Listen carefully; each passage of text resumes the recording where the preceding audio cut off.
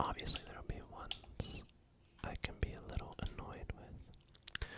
But today, I think we're gonna go down memory lane once again. And we're going to, in the spirit of Halloween coming up soon, doing a map that is a little creepier on the aesthetic. And not just on the aesthetic, but just the experience itself.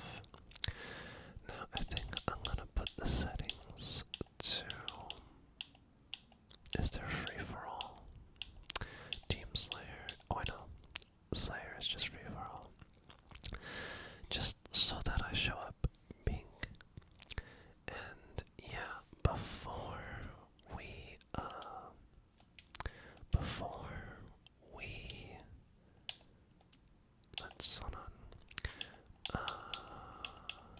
How do I change my color? You know what?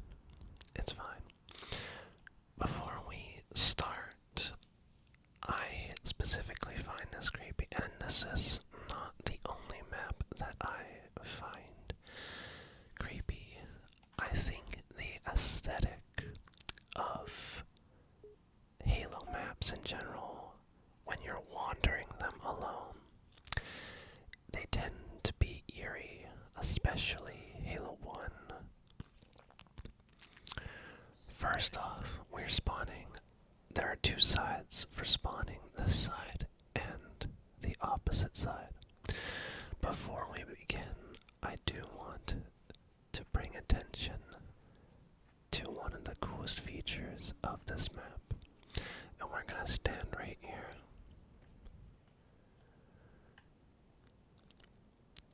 Alright, remember this, because something's gonna change, and we're gonna come back to it. And let's see if you can guess it right. Back to what I was saying. When I was a kid, I did not have Xbox Live, but I loved the idea. Although I did play couch co-op with my brothers and stuff, I love the idea of going into Forge and replacing all the weapons and putting vehicles in maps that not normally are there. And so I spent a lot of time just in Halo 3 maps alone, exploring them. And especially when it gets late at night, it has an eerie tone to them. I might want to do one on some Halo 2 and Halo 1 maps, but I remember later down the line finding out that I wasn't the only one experiencing that. So I find that really cool. There's just something about the sense of not being alone when you are definitely alone in a map. And that's funny to say that for a video game. But nonetheless, we are going to start the tour off by either going straight up the middle into the, let's just call this side red team base, and the opposite side blue team base. So you can go up the middle into red team base. You can go up and over of the red team base. You can go left of red team base or right of red team base. And I think we're gonna go, traditionally we usually go around the map, but I think this time we go straight through the middle. So we spawn and we are gonna decide to take cover immediately and go straight into the base. Now, this map is definitely takes the aesthetic from the Flood in the Halo 3 campaign. So there's gonna be gross little eggs around and stuff, which is fun. We accidentally picked it up, but right away we have a regeneration field, which is really good for these close counter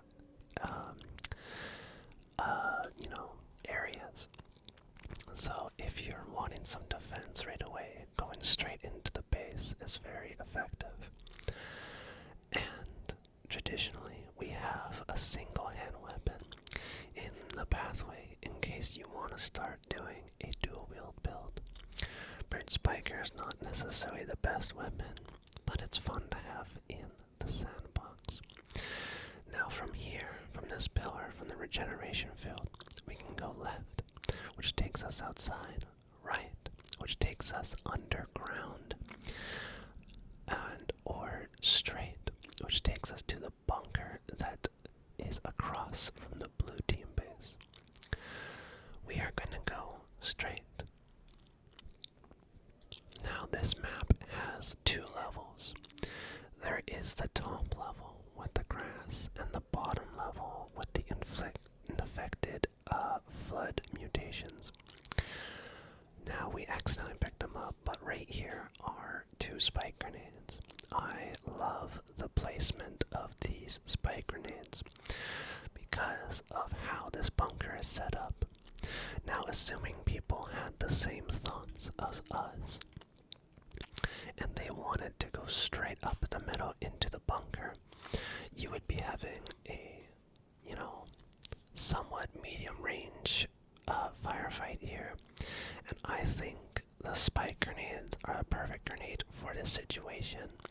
Plasma grenades could have been fun too, but like throwing a spike grenade in a condensed area like this, the spike grenade shoots spikes in directions and makes them bounce off walls. So when you throw a spike grenade and you're able to get into the other bunker, it just makes for, really fun gameplay. And we have to the right, which makes sense, a battle rifle for that medium range precision fighting. And this is also usually quite odd. This is full on like a dead end, and that side is mirrored to this side, so there's nothing different about the other side. But usually in Halo tradition, dead ends like this don't usually happen. So although I painted out a fun little firefight picture right here, this is not actually a room that people tend to run up into. Sometimes we'll run into it, realize that there's no exit, and we'll just leave. Traditionally, if this was like, say this was a rendition of Halo Infinite, I bet you they would have made an exit on the left or right here, or on both sides. But no, there is not. We're gonna go back to the pillar. Oh, on the back of the pillar, we also have an assault rifle. Another, good weapon for close combat. For the, shoot punch combination. Gonna take a sip of my coffee.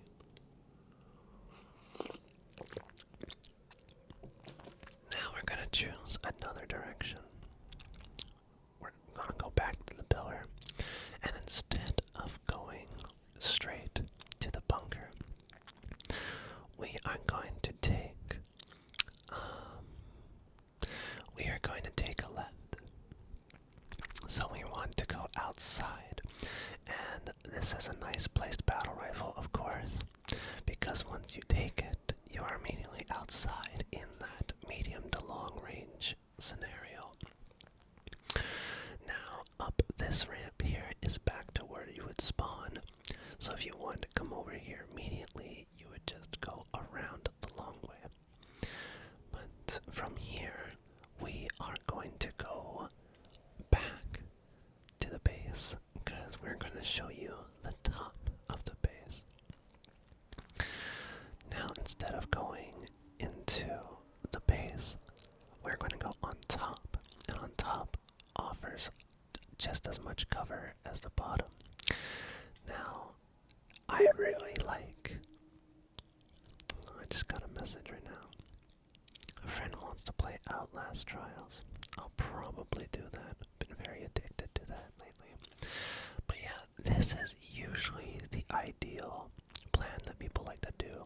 You have a lot of choices when you go to the top of the base, because from here, then you can also just go back down if you want to right away. You have a broom shot. You have frag grenades. More battle rifle. More frag grenades. It's frag grenade heaven, along with more assault rifle ammo and spike grenades. And if you want to traverse the map right away, there is a mongoose here, and I love it when a small map like this, or I guess you would have to say maybe a medium map, has vehicles in it. I think it's really fun. I know as a kid on small maps like, say, Guardian, I would always put at least one mongoose on it.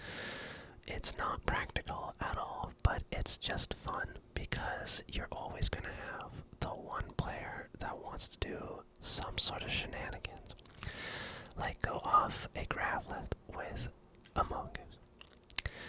That being said, we're going to pick up the brute shot, and we're going to go actually a little bit further, because even if you go further and you decide you don't want to go straight up the middle, which is a very vulnerable scene, you can just jump and already see the other players on the other end.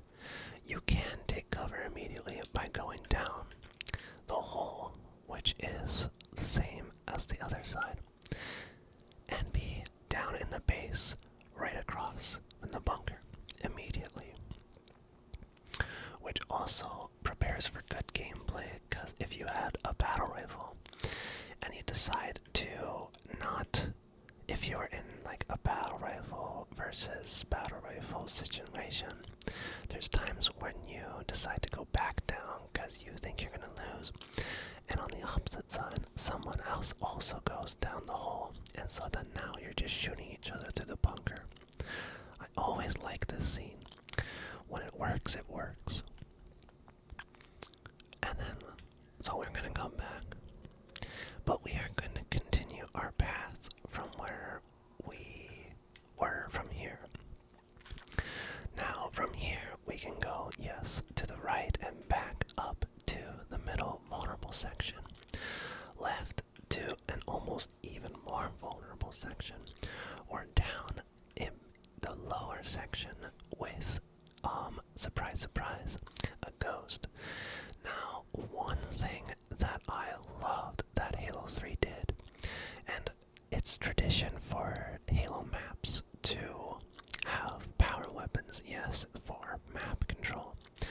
And then oftentimes there is vehicle control as well when you control the vehicles.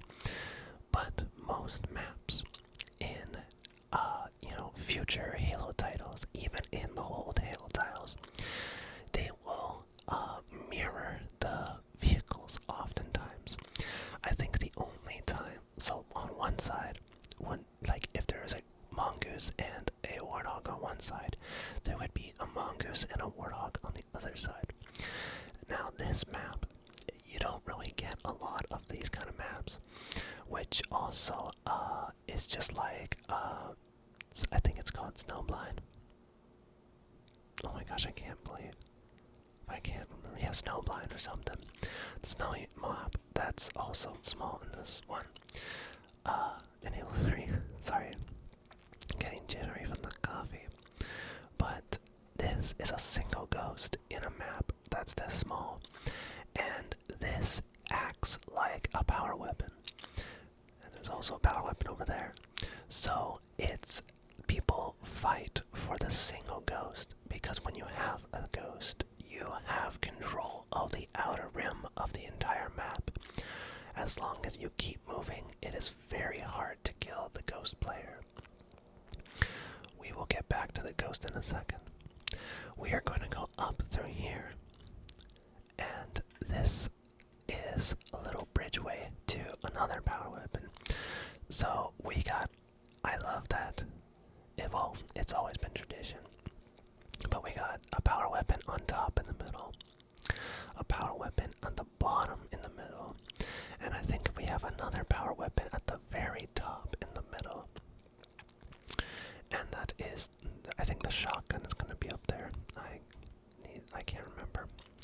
But yes, and we're going to go directly to the sniper. I think this is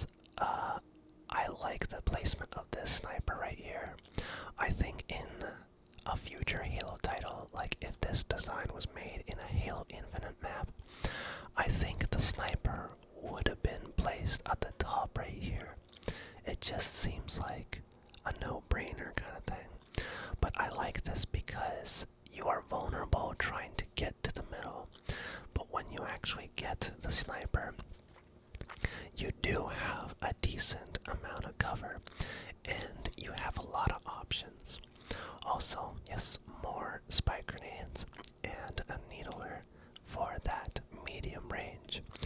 Due to the way the pillars are, usually people are going to come at a straight line into this little archway, I guess you may call it. Oh, interesting. I didn't actually realize that this is glass up here. That's actually really cool. I've been playing this game for a long time. Very interesting. But yeah, needler, very good, and it also gives the player, obviously, if they're smart, a chance to weave back into the, like, through the pillars to avoid that homing on them. But as I was saying with the sniper, you have options here. Yes, you have some good angles down here, but you can get even better with them with a high risk, high reward by going either over here, which you have almost the entire map in your sights, but you have no cover, or you can even just quickly hop to the top, which is arguably almost even better, but again with no cover. You can even, if you, in the heat of the moment, even drop down below, which immediately gets you to another power weapon. We will get to that very, very shortly. But now, we are, or you can just go up to the top and go to the very high grounds. Which, honestly, I think we're going to do that. So from here, we are going to go up to the very high grounds of the map. If you're able to survive that long with a sniper rifle and get to this point, this is amazing, especially with the combination of having a flare here. I love the equipment in this game, and I feel like the flare is not in the maps as much as it should be. So when you're up here, look at all the viewpoints you get, and you do get a little sense of cover too, if you're crouched. So if there's someone down below, you know, look at that, they are not going to be able to shoot you with that thing on their eyes. Just going to sip of coffee.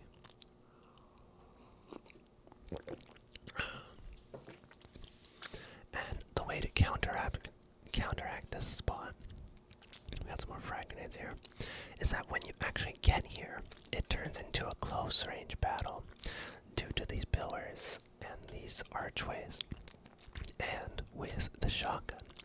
So when you get up into here and you're able to grab the shotgun, you own the high grounds. This is it.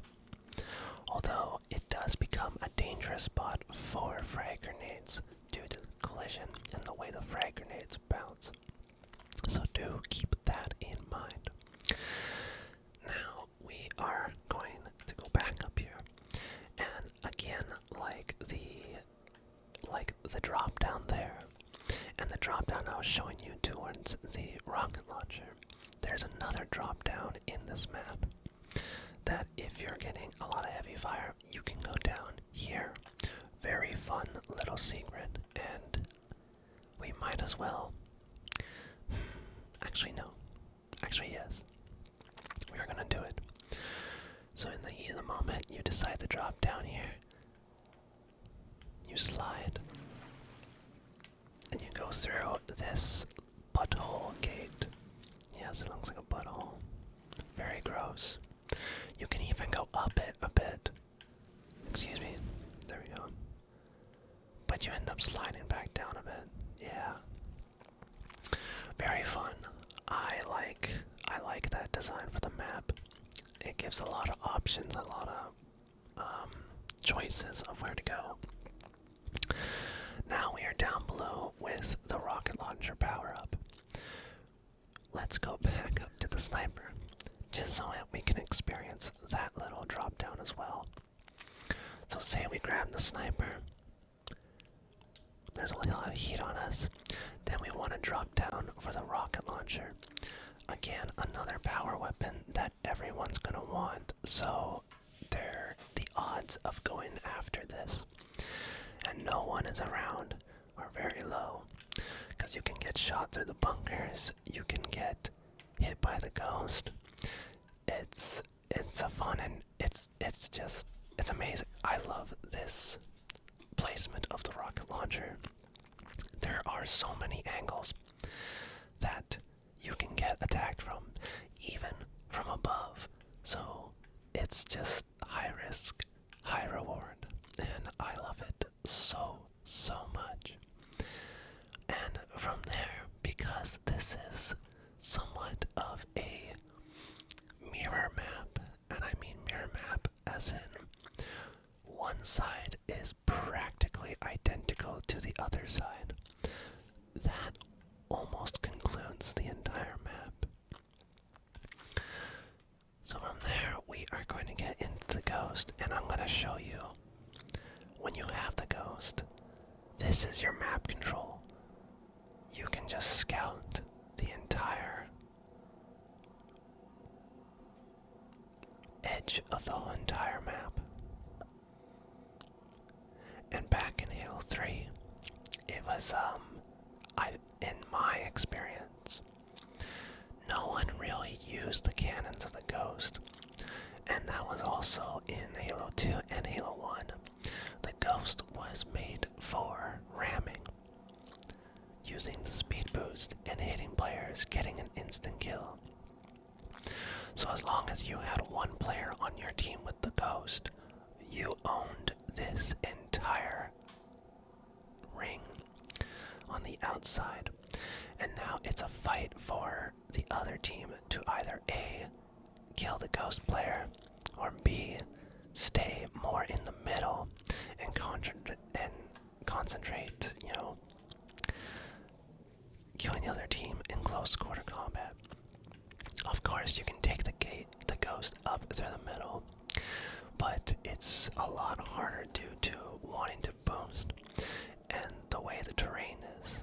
So if you're not careful, you can go over, you can be hitting walls, you can be flipping the Ghost a lot.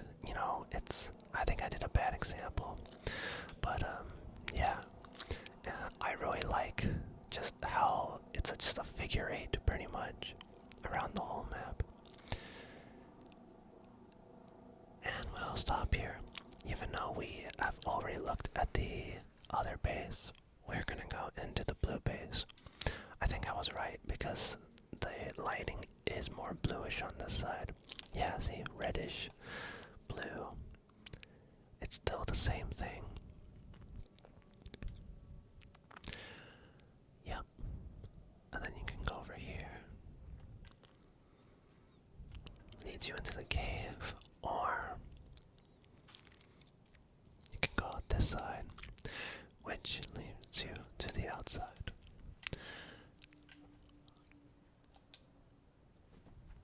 Now there is another cool little thing.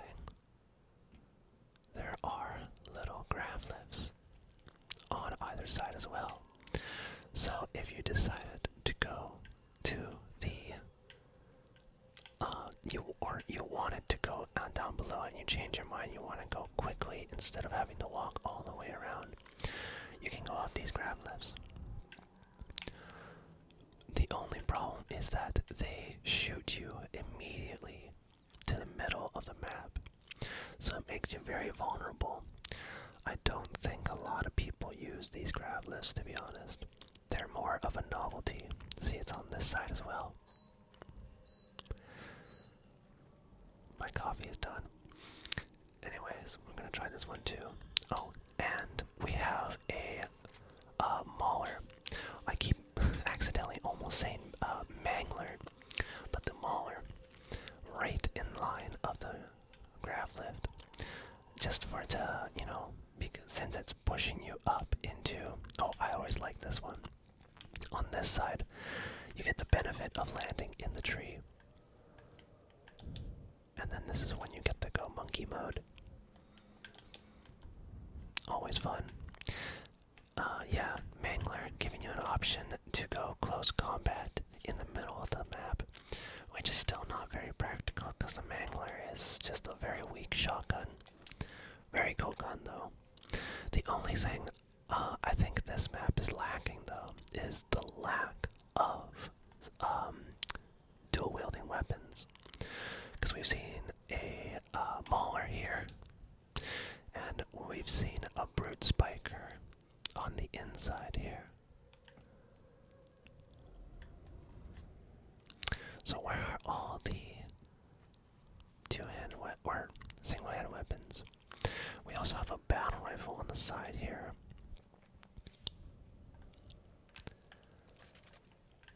Making this area, this walkway, you know, worth trekking out to. See how there's one on the other side. Let's go up to the middle to see what we have in the middle for weapons.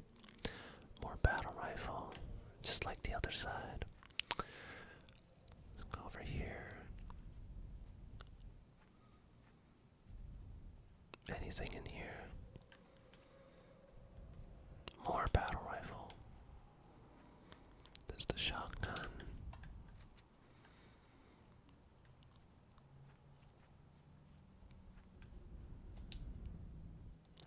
Yeah, see, as I thought, there really isn't a whole lot of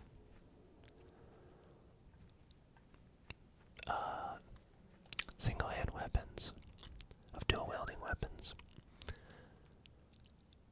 And that pretty much concludes the map. I love how enclosed it is. I love that you can see the galaxy from a distance.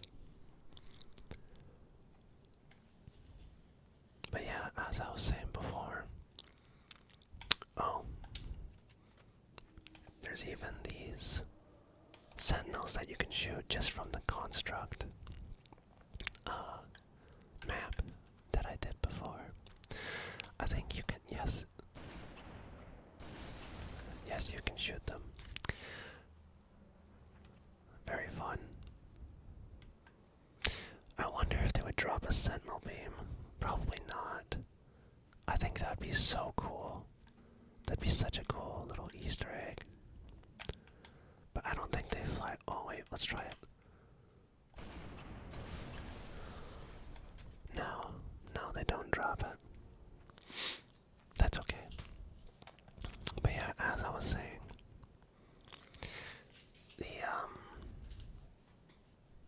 I used to play these maps all the time as a kid alone, and I just thought it was creepy, it was eerie, just being in an atmosphere like this alone.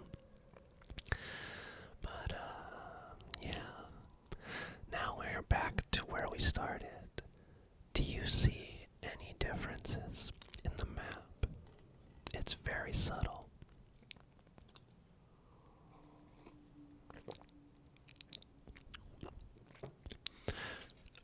As the longer you play in this map, the map becomes more and more infected. See how there's these veins and these eggs forming in the grass. The longer you play, the more of these eggs start to show up. And that is the only Halo map that does something like this. Over here is not as much because it's farther away, but you can see them growing. Maybe I'll put a sped up video of this. I wonder what would be a good angle. But yeah, I think I could be wrong, but I think it could also be growing up on the walls as well. But yeah, that is it. I really like making these videos, and yeah, I hope you like these tours as well. It's just fun to go back down memory lane. I hope you enjoyed watching.